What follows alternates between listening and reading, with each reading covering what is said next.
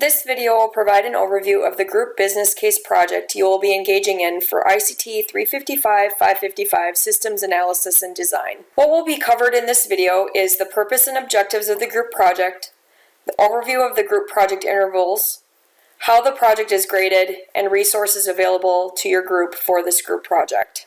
The group project will consist of the creation of a business case that follows the software development lifecycle, which will include documenting aspects of the project for system planning, systems analysis, and systems design, including the development of a prototype in a CRM system, as well as presentations of your business case and CRM development. In this project, you will be asked to utilize Agile-like structured analysis.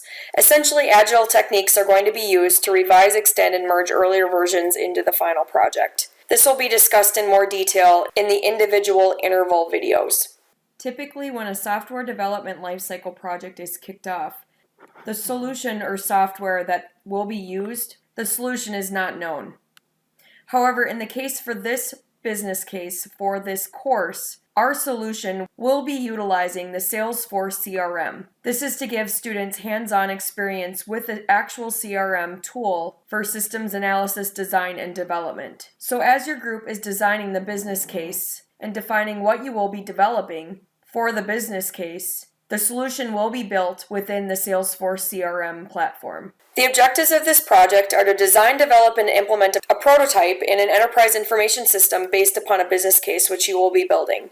You'll be applying principles of system planning, systems analysis, system design, and implementation as part of the system design lifecycle, and again, the use of Agile-like techniques. There are going to be 7 intervals for this project, which are going to align to modules 2 through 8 of this course. Please also note that these group project intervals align to the chapter readings in your textbook. Your textbook is going to be a valuable resource for your group and for yourself for the development of your business case for this group project. There will be videos available for each project interval, which will provide more detail about each deliverable. This video in particular is going to give you an overview of what to expect for the total group project for this course. There are also interval assessments available on the D2L project group page that outlines each item that is expected to be completed with each of the intervals. Your instructor is also going to be utilizing these same assessments when they assess your group for each interval. Before we get into the details about what each of the project intervals are all about, I want to address a couple of things about the project overall. Some of the comments we often hear about group projects are, it's too vague, or there's not enough details. It's chaotic. There's too high of expectations. I don't like group projects. Online courses should be easier. I want to address why the project's developed the way it's developed. It's to provide students an experience that is like real life.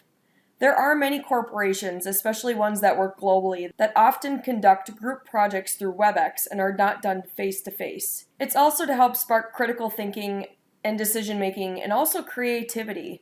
So yes, there may be details missing from the project, but that's to help students spark their critical thinking and decision-making and also creativity. It's also to provide experiences of collaboration, utilizing the resources that you have, researching and asking questions. There are plenty of resources available to you for this group project. Not only the resources like your textbook, Salesforce trailheads, the business case example. You also have your group members, other classmates, and also your instructor. This course is designed just like it is for the in-class course. There is a myth that exists that online courses should be easier, and it truly is a myth. They are often harder, because you are not face-to-face. But again, there are many real-life experiences that you may face where you have to do a group project or work on something with somebody where it's not face-to-face. This course is also preparing you for the course ICT 405, which many of you will go on to take. So getting into an overview of each of the project intervals.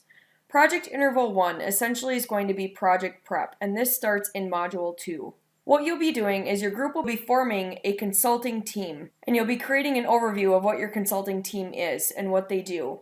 You'll also be setting up your SharePoint site and creating the structure for your SharePoint site as outlined in the Project Interval 1 assessment document. This will be setting up the structure for your business case.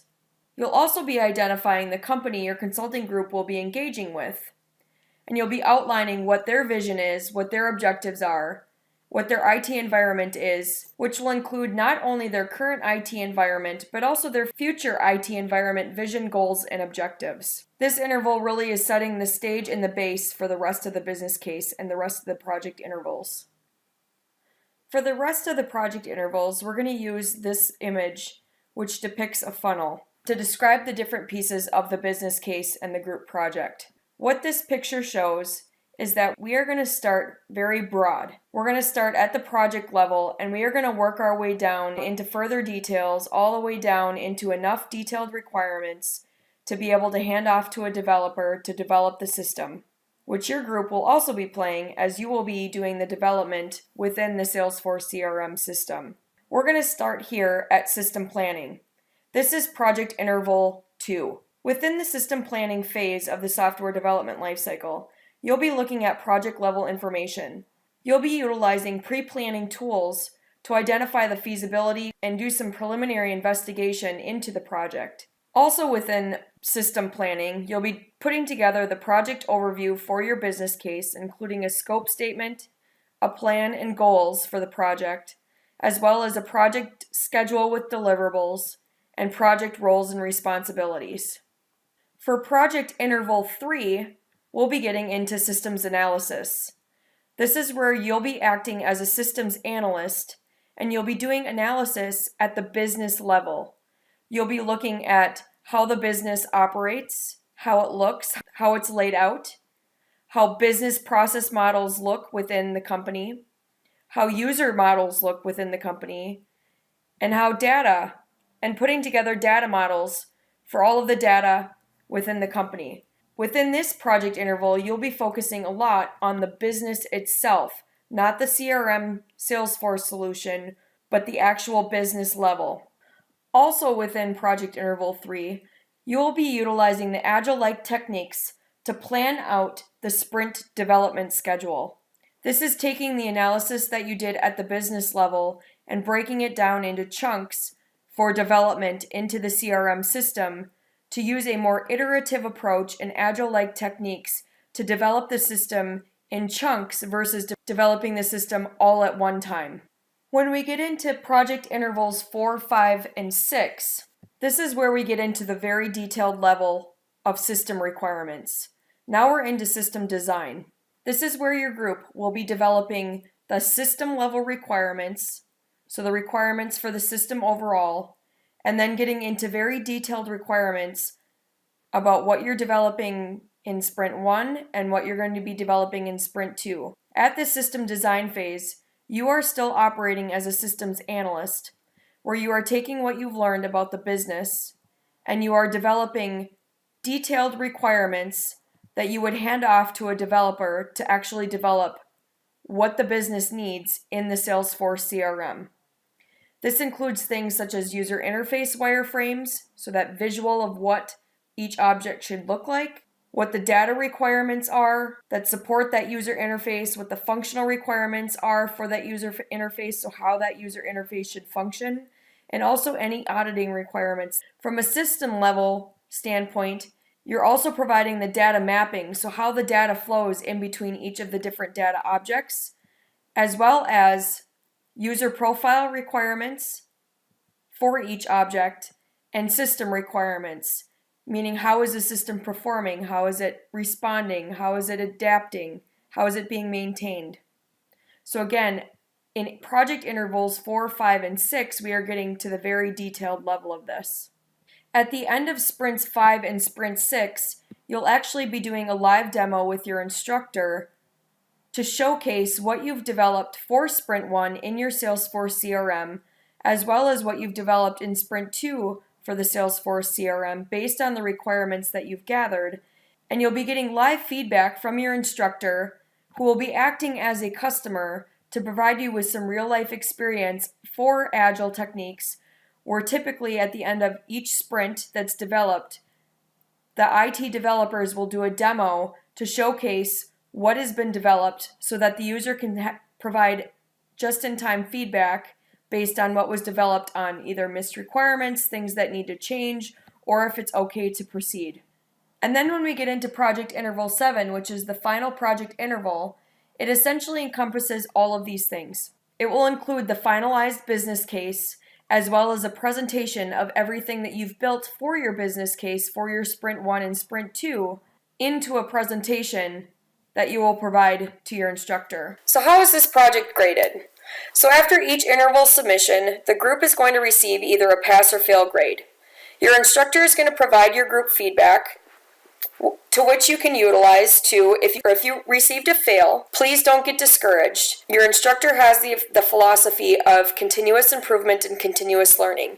As long as you've made an initial effort on what you've submitted for your interval and you receive a fail grade and you get that feedback and you want to make improvements based on that feedback, you'll have the opportunity to work with your instructor on being able to resubmit improvements to your interval. But again, please note you have to make an initial effort on your interval submissions to receive this opportunity. And then you can also use that feedback to make improvements for when you submit the final project submission. When the final project submission happens at the end of project interval 7, which is also course module 8, which is the final module of the course, you'll be submitting the entire business case, which will be on your SharePoint site, your Sprint 1 and 2 development, and the final presentation for your business case. Remember that you do get to pay your group, so there is a group assessment where you get to rate your peers and provide a grade for your peers. So please make sure that you are participating throughout the project. And your instructor also provides an assessment of the project as a whole. There are many resources available to you for this group project. Your textbook is one of your biggest resources for this project, so please make sure that you are following along with the readings. The readings are set up to align with the development of this group project. There's also going to be a sample business case, which does have the information for those software development life cycles documented in that. You can utilize that as a guide or a reference for the creation of your group business case. There's also reading discussion boards, which will tie to this group project. You'll have your group where you will be asked to meet with your group, so please make sure you are utilizing your group members. Please utilize the feedback that you receive from your instructor after each interval, and there will also be interval assessment documents available, as mentioned earlier, for each one of the intervals, so you'll know exactly what you need to complete with each interval. So just to review what was covered in this video, we talked through the purpose and objectives of this group project, the overview of the group project intervals, how the project is graded, and the resources. For further details about each of the project intervals, please refer to the individual project interval videos that will be available on the group project page.